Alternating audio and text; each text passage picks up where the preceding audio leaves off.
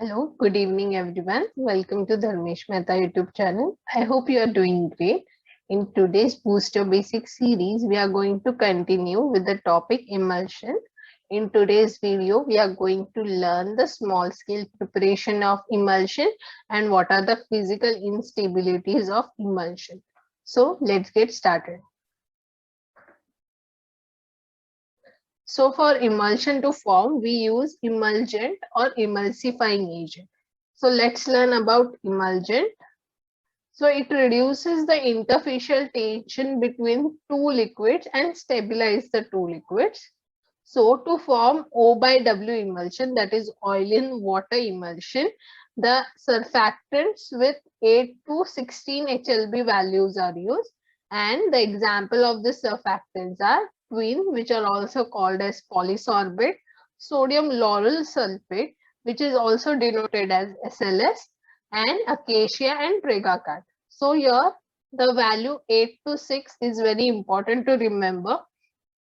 Moving further, this is the oil in water emulsion photo. So here you can see we have oil globules and the water is in continuous phase, and this blue outlining substances are emulgent. So they align themselves around the oil globules and they form a film around the oil globules. Now moving to the W by O emulsion, that is water in oil emulsion, the HLB value of the surfactant should be 0 to 8. So again, this is important value to remember.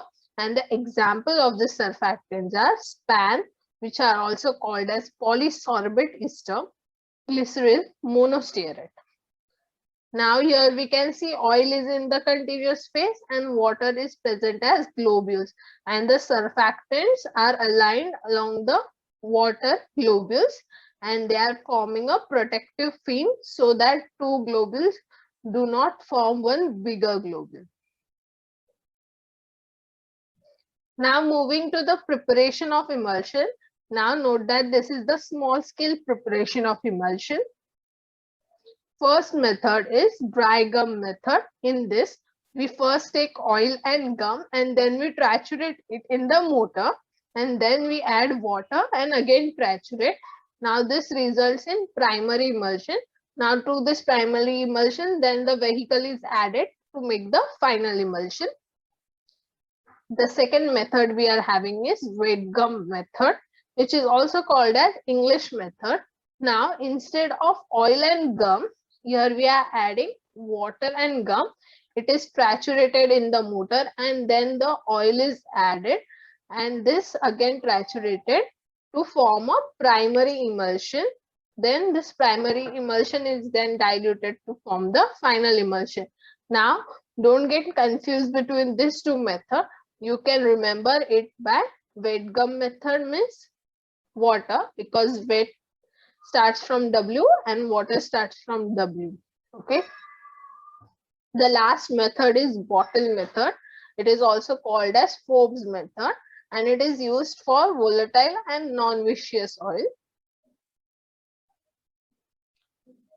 So now we have understood the steps and the methods for the preparation of emulsion on small scale. So now let's understand what are the ratio for using oil, gum and water while making the primary emulsion.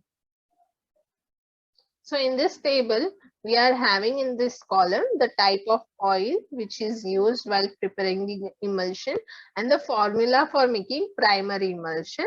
So here we are having the ratio of oil, water and gum. First oil is fixed oil, and when using fixed oil while making primary emulsion, the ratio of oil, water, gum is 4:2:1. Then we have volatile oils. So when we are using volatile oil while making emulsion, so the ratio will be 4:4:2. For oleoresinous substance, the ratio will be 1:2:1. And for mineral oil, the example is paraffin oil, the ratio will be 3:2:1. So this table is very important for GPAT and NIPER because the questions are asked on this, that is the ratio for making mineral oil emulsion will be, and then you have to select this from the option. Now we are going to study the physical instabilities of emulsion. So first we have flocculation, second we have creaming, third we have coalescence, fourth we have breaking, fifth we have phase inversion. Now we are going to study all these physical instabilities individually. First we are starting with flocculation. So flocculations are fluffy agglomerates. So these are neighboring globules which are coming closer to each other, and this can be prevented by imparting charge on the globule surface. So in this image you can see individual globules are coming together to form a agglomerate or a flock. Now this is the initial stage of instability, which will further lead to more instabilities that we are going to study further. And flocculation of disperse phase may take place before, during or after creaming. We are going to study creaming in the next slide. So next instability is creaming. So creaming is the concentration of globules at top or bottom of the emulsion. So here in this image, the globules are concentrated on the top of the emulsion. Here you can see this layer I'm talking about.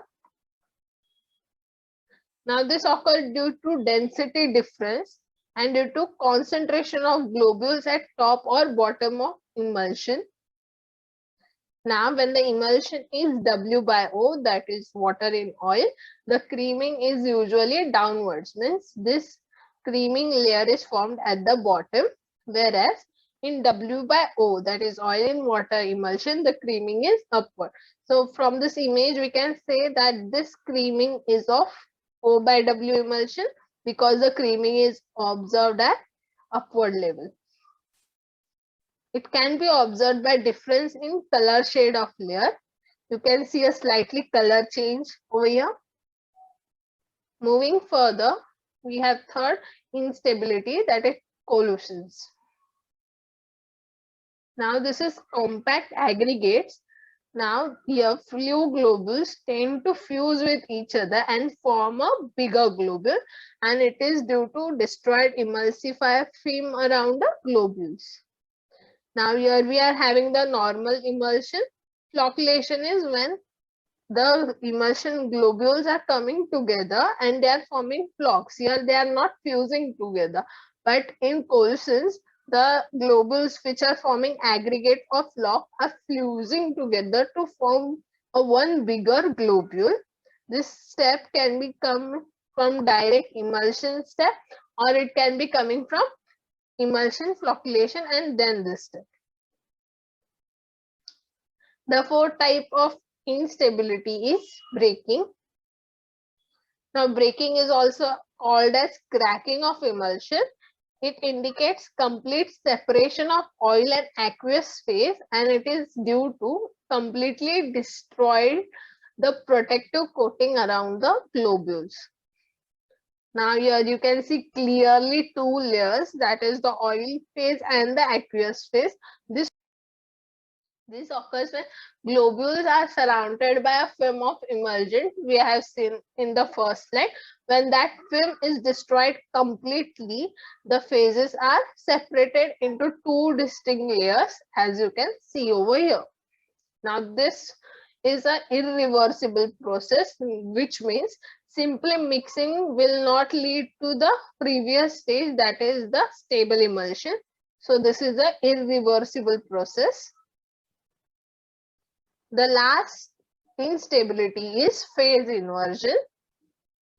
So change of emulsion type from O by W to W by O or vice versa is called phase inversion.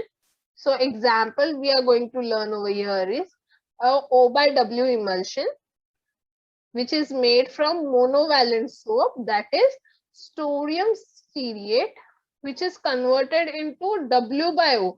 Now O by W emulsion was converted to W by O. Why it was converted? Because divalent soap was added into emulsion. Now examples of divalent soap are calcium chloride or calcium stearate. Now here first it was O by W emulsion, which was having sodium stearate monovalent soap, right? Now when divalent soap, that is calcium chloride or calcium stearate was added, the O by W emulsion changed to W by O emulsion. Now, why does this phase inversion takes place? It can take place due to change of emulsifier, as we have seen over here, alteration in phase volume ratio. So what is phase volume ratio? We are going to study that in the further slides. Heating, which can change the solubility of emulsifier. So these are the three main reasons for phase inversion to occur. Now we are going to study factors which improve the physical instability. The first factor is particle size. So when size of dispersed globules is less, creaming is not observed frequently or decreased creaming is observed. So size of dispersed globules should be smaller or less. Now according to Stokes' law, diameter of globule is reduced to half. That is, if the diameter is reduced to half, then creaming rate is reduced to 4 folds. Okay, so half the diameter, 4 times the reduction of creaming rate. Second factor is particle size distribution. So globule of same size, or we can also call mono size, packed loosely can be better. But if globules are not uniform, that is, they are not mono size, then smaller size globule will occupy the space between the larger globules and they will form a bigger globule. This we have seen while studying fluorescence, that is, they are fusing with the larger globules. The third factor is viscosity.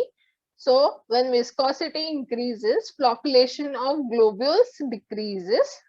So it's better to have viscous emulsion. Fourth is phase volume ratio. So what is phase volume? It is relative volume of water and oil expressed as phase volume ratio, and the upper limit for phase volume is 74%. That is 74% of internal phase is the upper limit. Above that, there will be a phase inversion. Fifth is density of phases. And the last factor is temperature change. So when there is a higher temperature and the emulsion type is O by W, that is, water is the external phase. As the temperature is high, water will start evaporating and then emulsion will be more concentrated. And at low temperature, it will tend to freeze. So a constant temperature should be maintained while storing or transporting the emulsion. I hope you have understood all the factors of instability and the instabilities of the emulsion. Thank you.